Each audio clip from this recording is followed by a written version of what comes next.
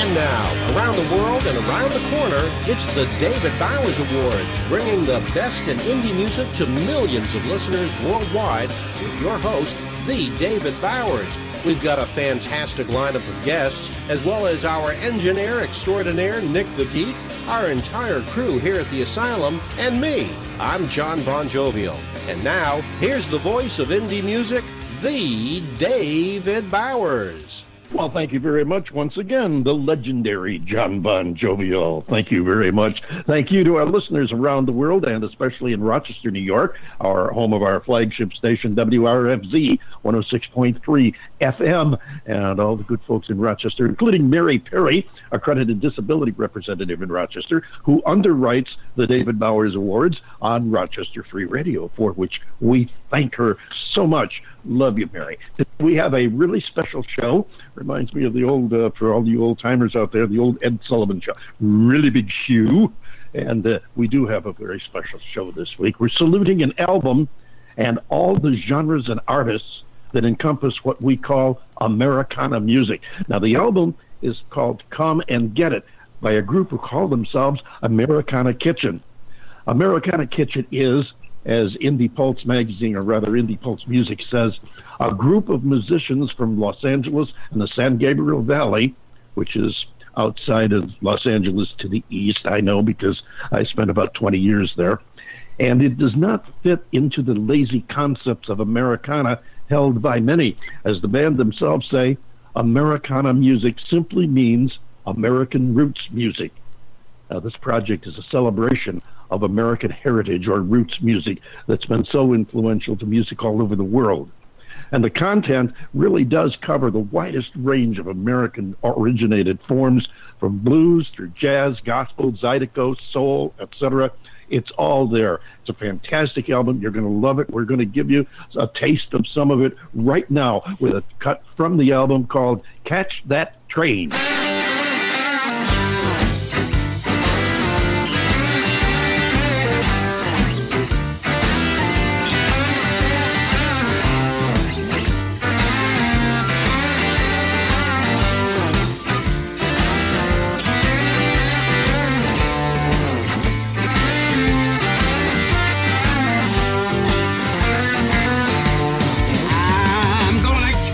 Train, steamroll down the line. I'm gonna catch that train, steamroll down the line. And when you hear that whistle blow, you know I'm coming home this time. Mr. Conductor, man, engine number 9. Mr. Conductor, man, locomotive number 9. Big steel wheels are rolling, rolling one more time.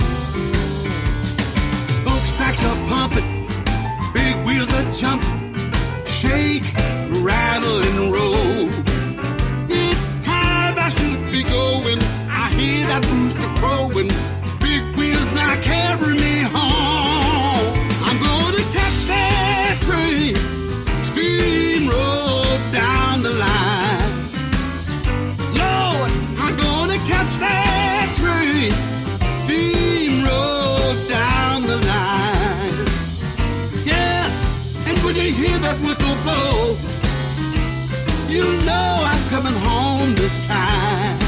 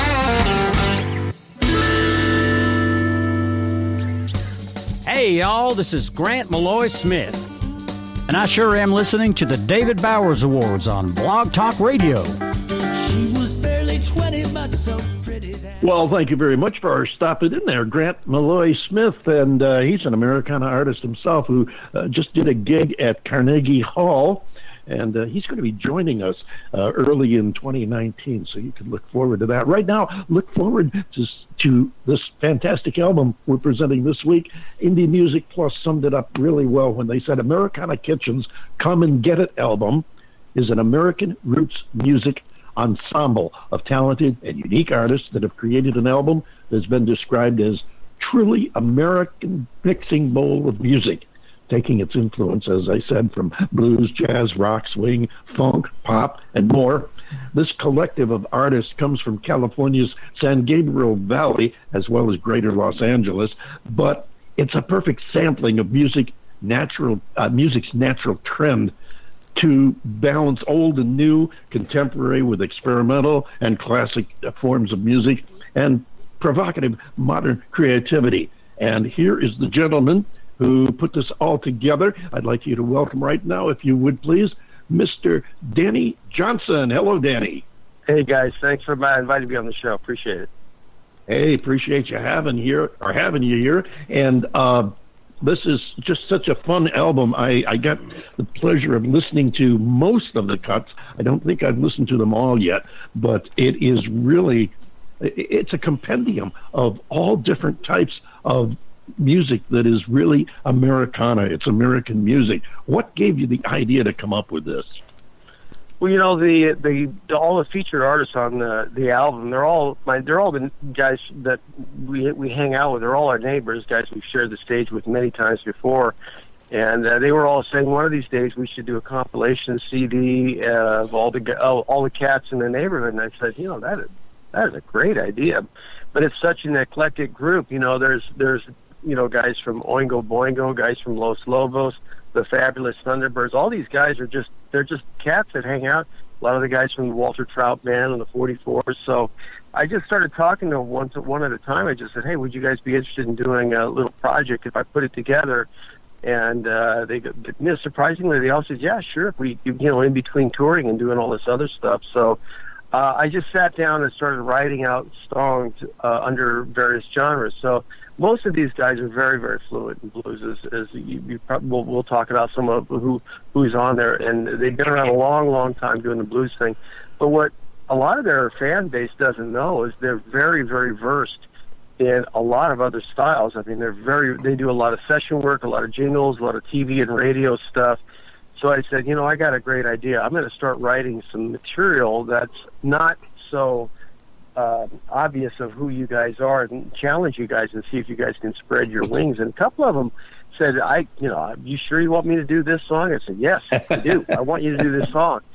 And we got into it and we started trying some stuff. And at first they were a little scared. And then afterwards they said, that was so cool. They go, you know what, that reminds me of being a kid.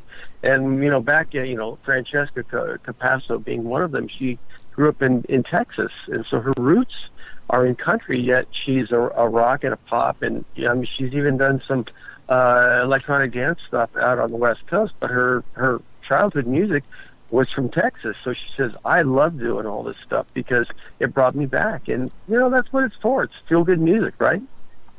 Right, exactly right. And I can vouch for the players and the music scene out there on the creative level. I mean, everybody knows about the name artists and the recording companies and everything. But I've worked there for, oh my gosh, I don't know, 6 or 8 years in a nightclub in Pasadena, which was DJ and live music. So I got to meet a lot of the bands of that era that were playing in Southern California. And I can tell you, there's a lot of creativity. You're absolutely right. They can play a lot of different music. They're versed in many, if not all, genres of music.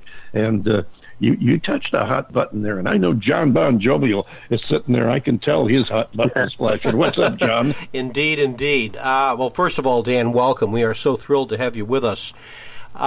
I appreciate that. You mentioned some pretty heavyweight names there, Los Lobos and Oingo Boingo, of course, going back many years in the music business.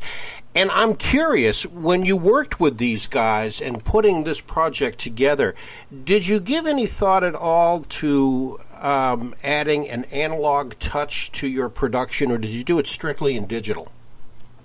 No, what we did, and before I go into the recording process, I should probably point out that a lot of the names that I mentioned, they're on the hit list. They're on guys that didn't not necessarily got a chance to make it this time around. John Avila, who's the original founding bass player with Danny Elfman for the Oingo Boingo, he did play on the CD, but a lot of the guys from the Thunderbirds and Los Lobos, I'm hopefully going to try to get them on volume 2, because some of those guys couldn't make it. They couldn't either get back in time, or touring was such a hectic thing. This project took 3 years because everybody, Gino Mateo was out touring with Sugar Ray.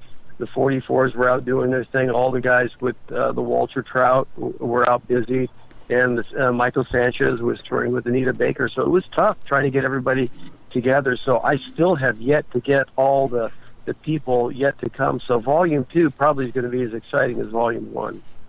I look forward to that. I hope you keep us in mind when it comes down. Did you have a follow-up question there, John Bon Jovial? Well, as Dave may or may not have told you, I'm the one that always asks the questions on the more technical side, because I've been involved in production and studio engineering and things like that through most of my radio career, and I am just always curious about technique, and I'm old school.